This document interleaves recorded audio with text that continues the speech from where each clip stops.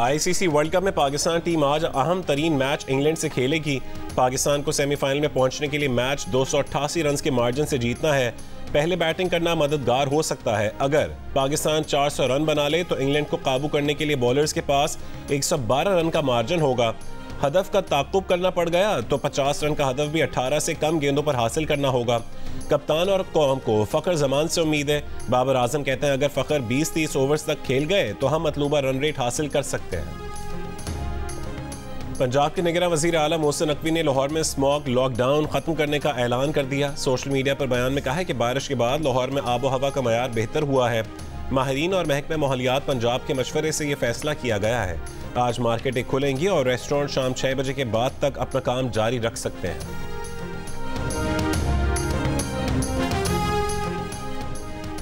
पाकिस्तान में एक हफ्ते के दौरान महंगाई की शरह में मामूली इजाफा। इदारा शुमारियात के मुताबिक आटा, आलू, टमाटर, लहसुन, नमक और मुर्गी समेत 20 अशिया की कीमतों में इजाफा हुआ। 8 में कमी और 23 की कीमतें मुस्तहकम रहीं। आलमी इदारे सेहत के सरबराह ने कहा है कि इलाके के 36 अस्पतालों में से आधे अब काम नहीं कर रहे। सलामती काउंसिल से खिताब में टेड्रोस ने कहा है कि अस्पतालों की राहदारियां जख्मियों, बीमारों और मरने वालों से भरी हैं। हज़ारों बेघर अफराद अस्पतालों में पनाह लिए हुए हैं। सेहत का निज़ाम तबाही के दहाने पर है, फिर भी किसी न किसी तरह ज़िंदगी बचाने की कोशिशें की जा रही हैं। गजा में औसतन हर 10 मिनट में एक बच्चा मर रहा है। इसराइली वजीर आजम नेतन्याहू ने गजा पट्टी पर कब्जे का ऐलान कर दिया। इसराइली मीडिया के मुताबिक नेतन्याहू ने कहा जंग के खात्मे के बाद इसराइल पूरी गजा पट्टी पर अपनी उजारादारी कायम करेगा। इसराइल को किसी भी गैर मुल्की फौज पर कोई भरोसा नहीं। 7 अक्टूबर से गजा पट्टी पर जारी इसराइली हमलों में अब तक 11,000 से ज्यादा फलस्तीनी शहीद हो चुके। शोहदा में 4,500 बच्चे भी शामिल हैं। इसराइल ने हमास के हमलों में हलाक अपने शहरियों की तादाद 1400 से कम करके 1200 कर दी। निगरान वज़ीर आज़म अनवारुल्लाह काकड़ की सऊदी अरब में फ़लस्तीन के सदर महमूद अब्बास से मुलाकात। इसराइली हमलों में 79 फ़लस्तीनों के कत्लेआम और नस्ल कुशी पर इजहार अफसोस। कहा पाकिस्तान फ़लस्तीन की सिफारती और अखलाकी मदद जारी रखेगा। निगरान वज़ीर आज़म ने आलमी क़ुव्वतों की गजा में जारी बर्बरियत पर खामोशी को शर्मनाक करार दिया। जंगबंदी में किरदार अदा करने पर जोर। दोनों रहनुमाओं का गजा में फौरी गैर मशरूत जंगबंदी और इमदाद की फरहमी के लिए राहदारी के क़याम का मुतालबा। वज़ीर आज़म अनवारुल्लाह काकड़ सऊदी अरब में फ़लस्तीन की सूरत हाल पर इस्लामी ताउन तंजीम इजलास में शिरकत करेंगे। वज़ीर इत्तलात मुर्तज़ा सोलंकी का लेवल प्लेइंग फील्ड न होने से मुतालिक सदर मुमलिकत के बयान पर इजहार तशवीश। कहा सदर की तरफ से बराबर मौके फराहम न करने की शिकायत अफसोसनाक है। लेवल प्लेइंग फील्ड का मुतालबा करने वाले ही पिच उखाड़ कर विकेटें लेकर मैदान से भागे थे। सदर के बयानात आईनी किरदार से मुतसादिम नजर आ रहे हैं। सदर आरिफ अलवी विफाक की अलामत के तौर फराइज सर अंजाम दें। ऐसा तासुर ना दें कि लोग सदर को एक जमात के तर्जुमान के तौर पर देखें।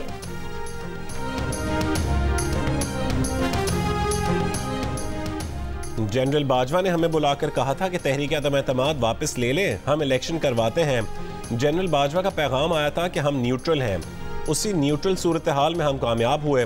पीपल्स पार्टी के चेयरमैन बिलावल भुट्टो जरदारी की मीडिया से गुफ्तगू। कहा किंग्स पार्टी हर इलेक्शन में किसी न किसी सूरत में सामने आती है। किंग्स पार्टी का वही हाल होगा जो 2008 में हमने किया था। इस तरह की जमातों को बनाने से अवाम और सियासी हलकों में गलत पैगाम जाता है। नून लीग और MQM का इत्तेहाद हमें नुकसान कम और फ़ायदा ज़्यादा देगा। बिलावल का कहना था कि मौलाना फजल रहमान की सियासत सिंध, बलोचिस्तान और KP में भी है, उनसे राबता रहेगा। बिलावल ने कहा शहबाज शरीफ को वज़ीर आज़म बनाने में हमने बहुत मेहनत की। वो वक्त की ज़रूरत थी और वक्त की ज़रूरत के लिए बहुत कुछ करना पड़ता है।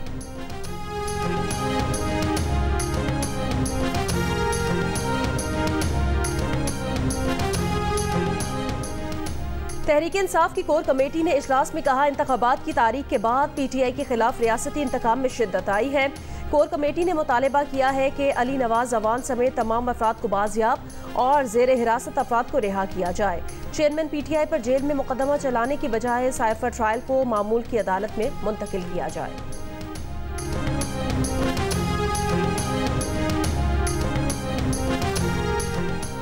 इस्लामाबाद की एहतसाब अदालत ने तोशाखाना रेफरेंस में नवाज शरीफ की जब्त शुदा जायदाद और असासे वापस करने का हुक्म दे दिया। जायदाद जब्ती के अहकामात वापस ले लिए। अदालत का नवाज शरीफ की प्रॉपर्टीज और गाड़ियां वापस करने और बैंक अकाउंट्स बहाल करने का हुक्म। एहतसाब अदालत के जज मोहम्मद बशीर ने नवाज शरीफ की जायदाद वापसी के अहकामात जारी किए। इश्तिहारी करार देने के बाद जायदाद जब्ती के अहकामात अक्टूबर 2020 में दिए गए थे, जिसके तहत नवाज शरीफ की लाहौर में 1650 केनाल से ज़्यादा ज़रई अराजी और लग्जरी गाड़ियाँ जब्त कर ली गई थीं।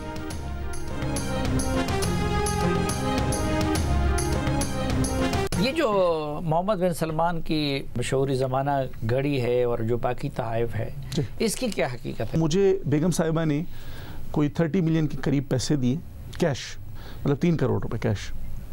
अच्छा, कैश दिया कि ये आप ले जाके खान साहब के अकाउंट में, क्योंकि खान साहब के अकाउंट में कितने पैसे होते हैं क्या वो मुझे सारा पता होता था। हाँ, ये आप जाके उनके अकाउंट में जमा करवाते। मैंने जाके जी जमा करवा दिए। बाद में मुझे पता लगा कि वो जो पैसे उनके 150 जो घड़ी बिकी है वो सेम है। चेयरमैन तहरीक इंसाफ के बनी गाला हाउस के साबिक इंचार्ज इनामुल्लाह शाह ने कहा कि उन्हें साबिक खातून अव्वल ने 3 करोड़ रुपए देकर खान साहब के अकाउंट में जमा करवाने को कहा था। बाद में उन्हें पता चला कि मोहम्मद बिन सलमान के तोहफे वाली घड़ी फरोख्त किए जाने और ये रकम अकाउंट में जमा करवाने की तारीख एक ही थी। देखिए तफसीली इंटरव्यू प्रोग्राम जिरगा में मेज़बान सलीम साफ़ी के साथ आज रात 10 बजे सिर्फ जियो न्यूज़ पर।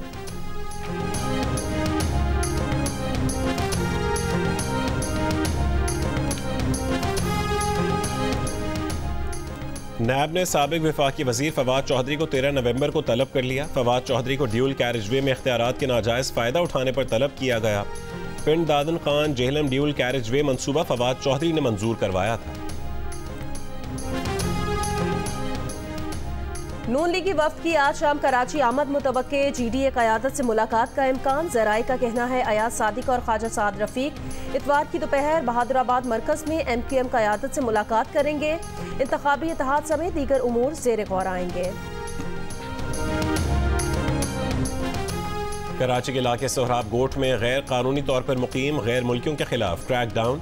पुलिस की भारी नफरी का सोहराब गोट गरीबाबाद बस्ती में सर्च ऑपरेशन, घर घर तलाशी। सुल्तानाबाद में search and combing operation, Mushtaba अफराद की बायोमेट्रिक तस्दीक।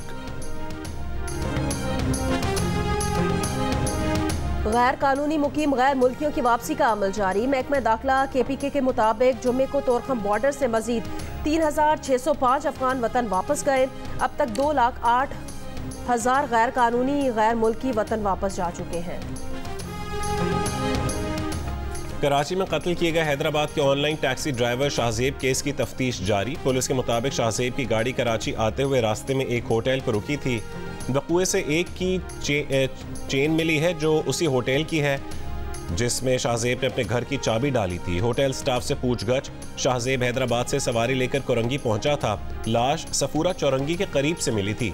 26 साल के शाहजेब की 1.5 साल पहले शादी हुई थी। उसकी 6 महीने की एक बेटी है। गजा में शहरियों पर इस्राएली बमबारी का कोई जवाब नहीं। इसराइल गजा पर बमबारी बंद करे। फ्रांसीसी सदर मैकवा का मुतालबा। बरतानवी नशियाती इदारे को इंटरव्यू में फ्रांसीसी सदर ने कहा इसराइल को अपनी ज़मीन के दिफा का हक हासिल है, लेकिन गजा में बच्चों, ख़वातीन और बुजुर्गों को निशाना बनाया जा रहा है। अमरीकी सदर जो बाइडन की दावत पर चीनी सदर शी जिनपिंग 14 से 17 नवंबर तक अमरीका का तारीखी दौरा करेंगे। सदर बाइडन और सदर शी जिनपिंग के दरमियान 15 नवंबर को कैलिफोर्निया में मुलाकात होगी। मुलाकात में तिजारत, ताइवान और दो तरफा ताल्लुकात में तनाव पर बातचीत होगी। व्हाइट हाउस के मुताबिक दोनों रहनुमा कम्युनिकेशन लाइंस को खुला रखने की अहमियत पर भी तबादला ख्याल करेंगे। इस दौरान चीनी सदर सैन फ्रांसिस्को में एशिया पैसिफिक इकनॉमिक ताउन सरबराह इजलास में भी शिरकत करेंगे। बाबर आजम को खुद कप्तानी छोड़ देनी चाहिए। अब्दुल रज़ाक की प्रोग्राम हारना मना है में गुफ्तगू। कहा कि कोहली ने भी कप्तानी छोड़कर अच्छा परफॉर्म किया। 2 साल से निशानियां मिल रही थीं कि टीम अच्छी नहीं बनी हुई। काफ़ी लोग उनसे नाराज़ हैं कि वो बाबर आजम के खिलाफ हैं। इमाद वसीम बोले जब आप वर्ल्ड कप हार जाएं तो आपको खुद कप्तानी से इस्तीफ़ा दे देना चाहिए। मोहम्मद आमिर ने कहा कि बाबर आजम के लिए एक लफ्ज़ होगा बुरी सिलेक्शन। ऑस्ट्रेलिया और भारत को फाइनल में देख रहे हैं। ऑस्ट्रेलिया सबसे ख़तरनाक टीम है। सरगोदा का किन्नू दुनिया भर में अपनी अलग शनाख्त रखता है। मुल्क की मजमूई पैदावार का 70% से ज़्यादा किन्नू ज़िला सरगोदा में पैदा होता है। किन्नू के बागात में कटाई का अमल भी शुरू हो गया। और मुल्क की तारीख में पहली बार ख्वाजा सिरा कम्युनिटी का हिजरा फेस्टिवल। आर्ट्स काउंसिल कराची में मुनाकिदा फेस्टिवल के शुरका ने फ़लस्तीन के शोहदा की याद में शम्में रोशन की। मुंतज़मीन का कहना था फेस्टिवल का मकसद दुनिया को अपने वजूद का एहसास दिलाना है।